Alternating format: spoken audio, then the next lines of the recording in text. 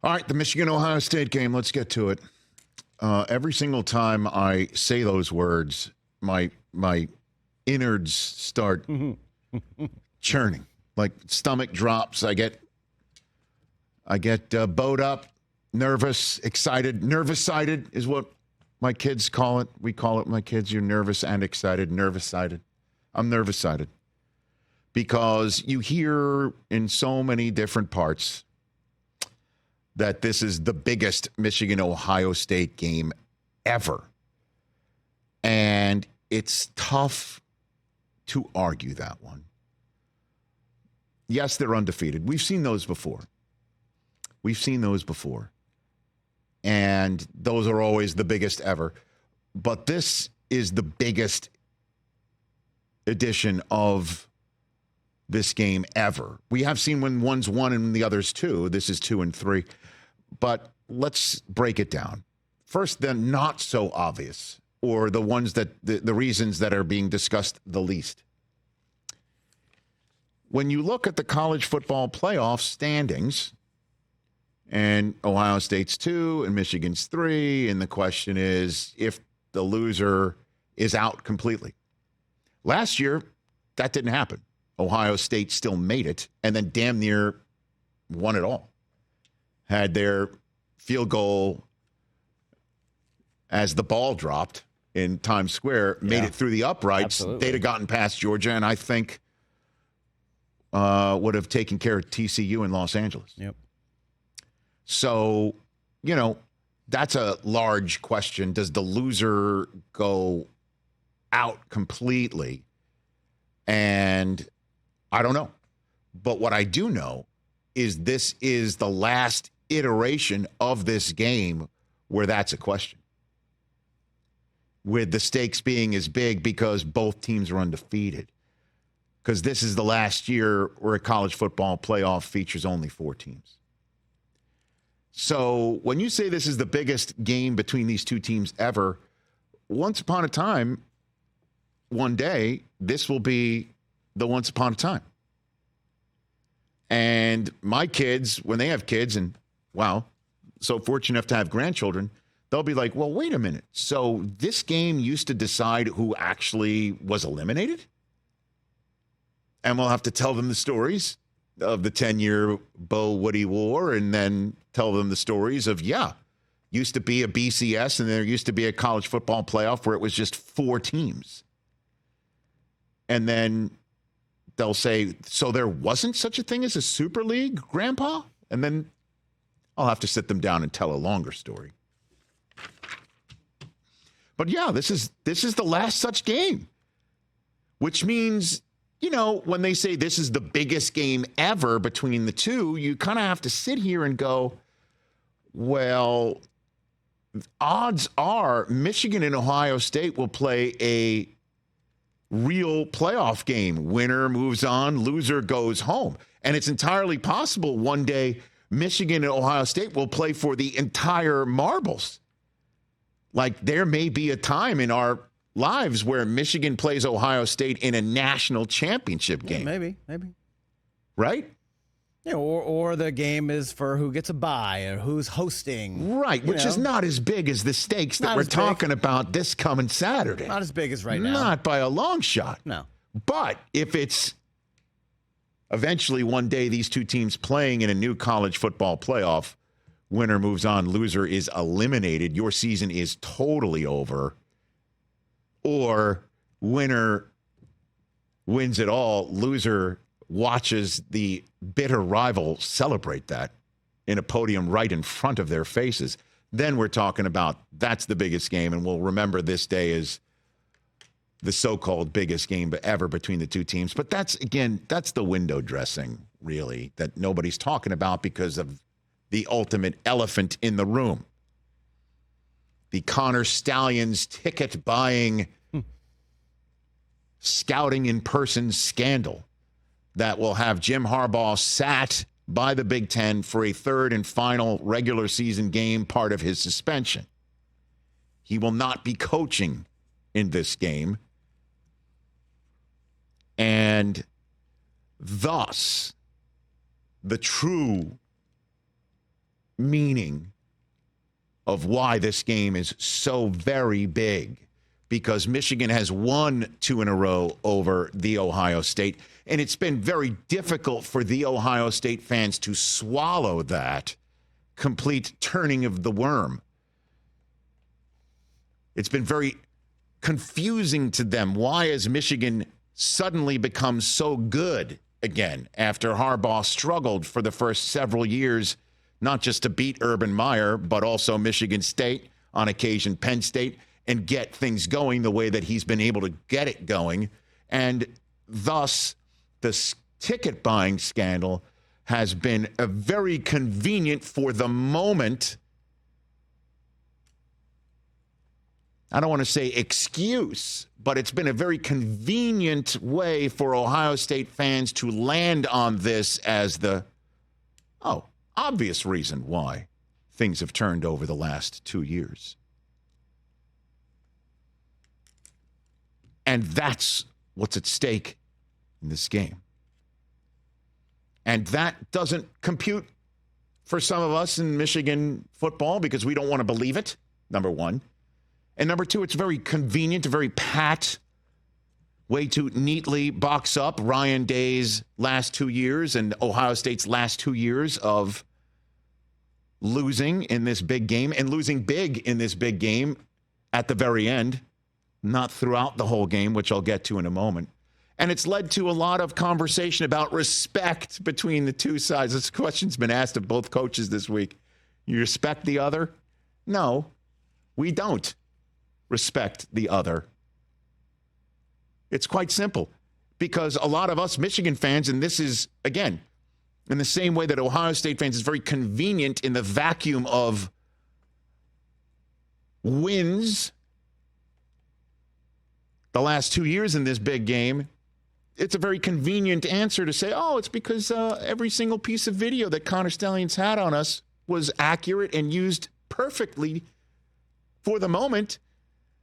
The number of times it's been tweeted into my timeline by Ohio State fans over the last several weeks, Michigan had all our plays. Oh, yeah, every last down. We had every down, every play, and we had it down to the right moment because of every piece of video that we had on you. And it was used at the perfect moment, and it was executed to perfection. There wasn't even one player that had a confusing moment. They were all on the same page, thanks to Connor Stalions, against you. In the same way that Ohio State fans are filling that confusion and void with that theory, we are, in Michigan, filling the void of who the hell ordered this code red? This independent firm that came out of nowhere to knock on the NCAA's door to say, hey, do you know this guy named Connor Stalions is up to something? Some independent firm. We still don't know who that is. And we in Michigan are saying it's definitely someone from Columbus, Ohio, or associated with the Columbus, Ohio program, or something's up. This doesn't smell right, even though what we did smells pretty stinky to high heaven. And what we did, we still don't know who knew and anything of that nature. So somebody asked Jim Harbaugh, amidst of all this, his respect level for Ryan Day and Ohio State. It led to this very comical moment. What would you say is your respect level for Ryan Day and their staff? It's all about our preparation for Ohio. The days, the minutes, the hours, everything leading up to this game. That's where our focus is. Preparing ourselves and planning, gonna practice and then execute. So, anything else is irrelevant, when you get into this kind of big game week. That's a punt on the answer. Of respect. There's a lot of hang time on that one. What do you want him to say? What he's really thinking, which is probably zero. I would respect him more if he said that. Well, Ryan Day was asked the same thing, and he punted also. It's about the game this week or whatever. Okay. There's a local TV interview, though. This one caught my eye. This one got clanked around my Michigan friends text chain. Okay. This exchange with Ryan Day. It's like that every year, right? I mean, this game comes every year, and this is how you're evaluated. We know that, and we've learned a lot about what's gone on the last couple of years, and so we're going to be really prepared to play in this one. There's been a lot said over the last couple of years. There's been a lot going on the last few weeks, investigation and everything. You've taken the high road on the whole thing, and you're continuing to do that. Yeah.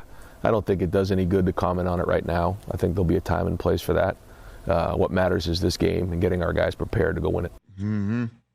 When's the time and place going to be?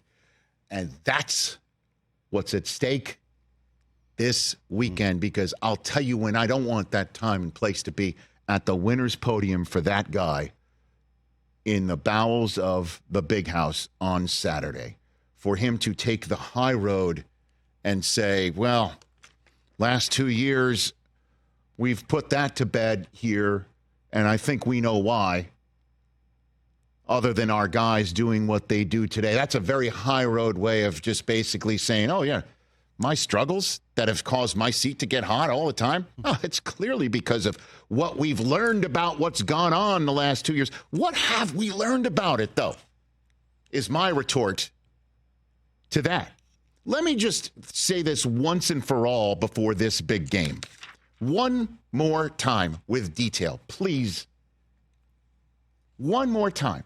Because if what was going on the last 2 years was Michigan at Ohio State's plays, Connor Stalions got all that video and he dissected it all, and it was given in real time to the defensive and offensive coordinators and Jim Harbaugh for them all to knowingly use it at the right time and get it all down pat. Then why in 2021, in the Ann Arbor snow, did Michigan give up a 12-play, 62-yard drive right before halftime to only take a 1-point lead into halftime? I would have loved to have had a bigger cushion, be straight up with you, sitting at home, biting my nails down to the cuticles. Why do we only have a 7-3 lead at halftime? Why were we only up by 1? And why, when Hassan Haskins started pounding the snot out of Ohio State, did we give up a 13-play, 75-yard drive to make it a one-score game with 4 minutes to go? When Michigan could have gotten the ball back and, despite us knowing their defensive sets, fumbled it. Why would we have left anything to chance if we had your plays? Why would we have let C.J. Stroud throw for 394 yards and 2 touchdowns and no interceptions in that game if we had his plays and knew exactly where everyone was going to be? How about in 2022? When we definitely had Connor Stalions in full bloom, probably, right? Why would we be down in Michigan 10-3 at the end of the first quarter? Why would that happen?